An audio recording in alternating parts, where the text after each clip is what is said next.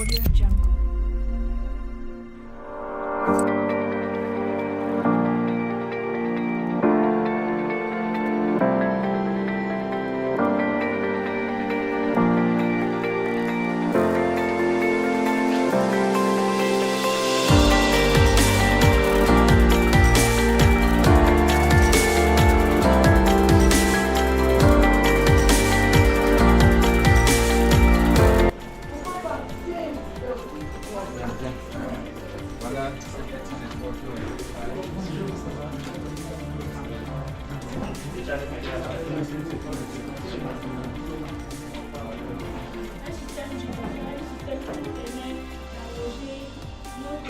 Avec des tuyaux de façon automatique. Pour réaliser ce système, nous avons les parties de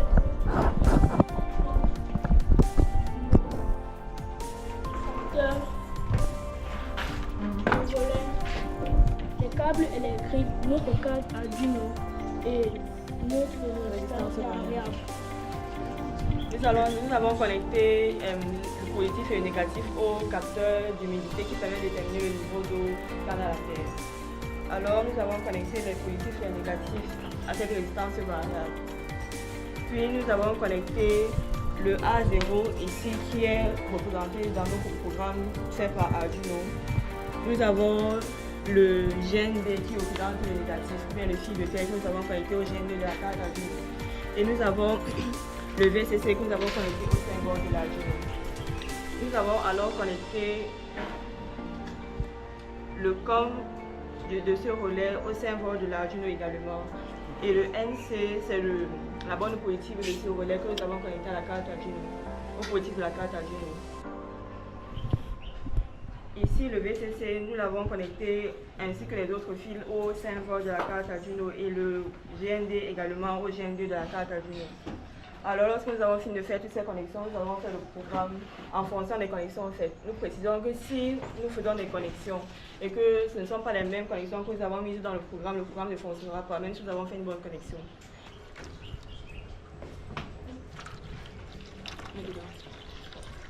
Nous voyons quand le capteur entre dans l'eau, cela signifie qu'il y a assez de d'eau, le système s'arrête immédiatement. Donc il y a assez d'eau. Ok. Donc c'est à ça que sert ce système. Maintenant, je vais passer la parole à mon camarade, il va vous expliquer comment ce programme a été fait. Donc concernant le programme à ce niveau, nous avons d'abord décidé d'initialiser nos variables à ce niveau. Il y a une variable minimale par rapport à ce qu'on veut utiliser à ce niveau. C'est le central value aussi, c'est par rapport à notre Arduino qui est sur le numéro 7 à ce niveau pour équilibrer les deux. À ce niveau-ci. Donc ça c'est le codage. Oui, c'est au niveau du codage. Ça c'est le codage. Maintenant au niveau du setup, de void setup ici, c'est en quelque sorte pour dire au programme ce qu'il est censé faire. Et au niveau du loop, c'est appliquer en fait ce qui a été prédit au niveau du setup. C'est merveilleux de voir des enfants de cet âge manipuler l'outil informatique. Et puis, je me dis, l'apprentissage qu'ils peuvent faire aujourd'hui, ça, ce sont les futurs entrepreneurs de demain. Excusez un peu, ça fait des commentaires. C'est l'Internet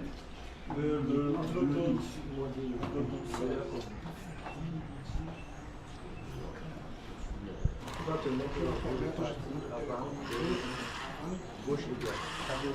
Gauche et droite.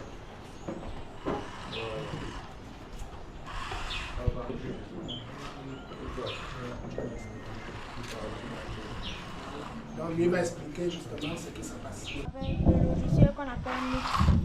On appelle Mixly. Et les composants de ce projet, il y a l'Arduino.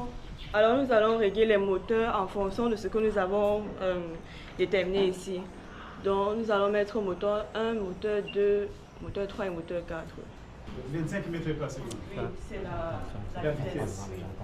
Et si nous voulons changer la direction, nous cliquons tout simplement. Alors je vais vous montrer comment nous pouvons faire que la voiture se dirige à droite. Si je vais vous prendre un exemple. Ce qui est communément différent des autres, c'est que nous faisons la conception. Donc nous faisons la conception. On ne prend pas un robot fait par quelqu'un d'autre pour l'utiliser. Donc ici, on essaie de comprendre, il a utilisé ici c'est le bois d'ici. Donc on construit des robots. On construit des robots, on n'achète pas les robots. On peut acheter quelques outils qu'on ne peut pas avoir ici, mais nous on construit des robots. Donc c'est tout ce que les enfants veulent. Les robots c'est quoi? C'est un outil. Un outil qui peut remplacer un humain. Quand l'humain est malade, quand l'humain veut se reposer, alors il y a le robot, il y a cet outil-là qui peut toujours faire le travail. Donc du coup, ce que l'enfant, la fille là est en train de faire, c'est composer les instructions. Qu'est-ce que mon robot va faire? Donc elle est en train de faire les instructions pour que ces instructions soient insérées dans le robot, donc dans le cerveau du robot, et le robot va faire le travail. C'est tout, c'est ça la conception. C'est parce que nous n'avons pas d'Arduino libre, sinon nous vous aurons montré. Mais je vais vous expliquer. Nous connectons ce câble USB, connectons à l'ordinateur, nous connectons à l'Arduino. Voilà l'entrée. Nous avons bien le bon logiciel. Nous voyons Arduino Uno, donc c'est le bon logiciel. Nous vérifions les ports, c'est le bon port et nous appuyons sur Upload. Le téléchargement est complet. Nous pouvons débrancher et le code est déjà dans l'Arduino, donc nous pouvons connecter et les commandes vont se faire. Donc ça c'est le cerveau qu'on va mettre dans le robot et le robot va travailler.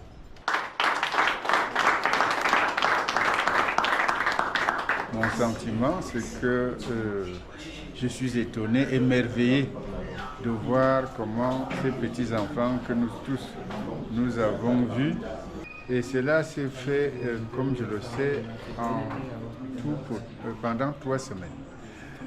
Et cela me conforte dans la vision qui m'a amené à signer une convention pour que ce projet vienne s'installer au Cameroun afin de rendre nos enseignements au niveau du secondaire, de les rendre plus pratiques. D'ailleurs, même au niveau du primaire également, de permettre à nos petits de faire dans la pratique ce que les enseignants leur donnent, ont toujours donné en théorie.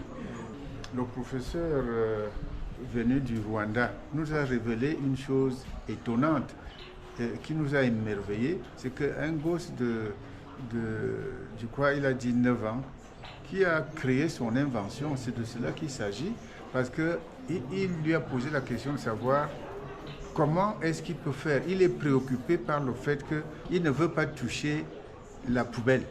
Il voudrait que juste en se rapprochant de la poubelle, elle s'ouvre d'elle-même pour qu'il puisse déposer ses ordures et que la poubelle se referme ensuite. Donc voilà un enfant qui n'est jamais allé dans un grand hôtel où nous voyons que après avoir lavé les mains, d'abord les robinets s'ouvrent. Je dois vous dire que je suis enchanté, en même temps ému par le fait que ces enfants, nos enfants, ces enfants de ce pays, de ce beau pays du monde, puissent faire autant de merveilles en moins de 2 mois. Donc du coup, ce que j'ai pu comprendre, c'est que c'est juste le début. Et le début nous confirme que tout est possible. Que cette vision n'appartient pas seulement aux Européens ou aux Asiatiques, ça appartient aussi aux Africains, quoi. Donc du coup, nos enfants commencent. C'est la chance qu'eux sont en train d'avoir, qu'on n'a pas eu dès notre début de l'âge. Donc ça nous dit beaucoup, ça nous dit que l'avenir est meilleur. Depuis que ce projet est arrivé, les enfants sont vraiment mobilisés. Les enfants aiment ce projet. Vous allez constater que dès le bas âge, dès la maternelle jusqu'au secondaire, les enfants peuvent déjà créer eux-mêmes le robot. Donc j'ai justement un sentiment de satisfaction et je voudrais que ce projet continue. Parce que vous allez voir, ça entre justement dans la conception naturelle du cerveau de l'enfant. Parce que l'enfant fait 5 en 1. Par exemple, les mathématiques, la physique, la chimie, l'électronique, l'électricité. Et ajoute de l'informatique au niveau de la programmation. Donc, on voit qu'en 2 heures de temps, l'enfant peut apprendre 6 matières.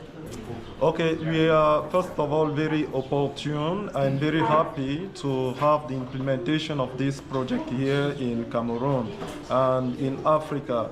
It has already been done in some countries in Africa, but this is the first time that we have it here. And so it is an opportunity for us, first of all, teachers, to go a little bit outside of that classic program which we usually teach to our various students. Like they know only theory. In the theory which we teach, we add a lot of practice, and this practice will help enable them to develop their intelligence in order for them to first of all know how to work with their hands and to develop some projects in order for them to be entrepreneurs. So the aim of this is to make the student at the end of his studies to create something for himself, for him first of all to earn some money, to help the society into which he is living, and to teach to the others how to come out of that classic education which is just all about theory. So basically that is it, and so we are very happy, and we want to immensely thank our founder who has given us this opportunity to train ourselves as teachers and to come and teach to our younger ones. Ma fille vraiment qui fait ce programme, j'étais impressionnée de la façon qu'elle a convaincu son père, parce qu'il était un peu réticent par le programme. Mais il a dit, papa, donnez-moi un peu votre téléphone, je vais vous montrer ce qu'on a fait. Et après 2 minutes, il a chargé de langage. Donc j'ai invité vraiment les parents à venir envoyer les enfants au collège Pythagore pour qu'ils viennent faire ce programme de codage de robotique. Oui, je suis vraiment émerveillée par tout ce que j'ai vu ce matin, surtout quand je vois l'âge des enfants qu'ils sont ici là et qui sont aujourd'hui ont de meilleures capacités. J'ai vu par exemple un robot fonctionner et voir une petite fille qui a 7 ans, qui présente ce robot, qui peut le manipuler. Et dire que ce robot a été conçu par ces enfants, c'est vraiment, c'est merveilleux. Et on a espoir que demain, on se dit que demain, les enfants auront l'opportunité de pouvoir construire peut-être des voitures, des avions, je ne sais pas moi, qui sais-je. Donc en tant que parent d'élèves, je suis vraiment heureuse et j'encourage la fondatrice du groupe scolaire Anavix à vraiment implémenter un makerspace, comme on les appelle, pour que nos enfants puissent travailler un peu plus.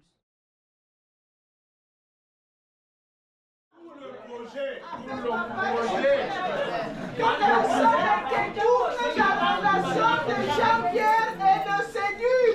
Merci.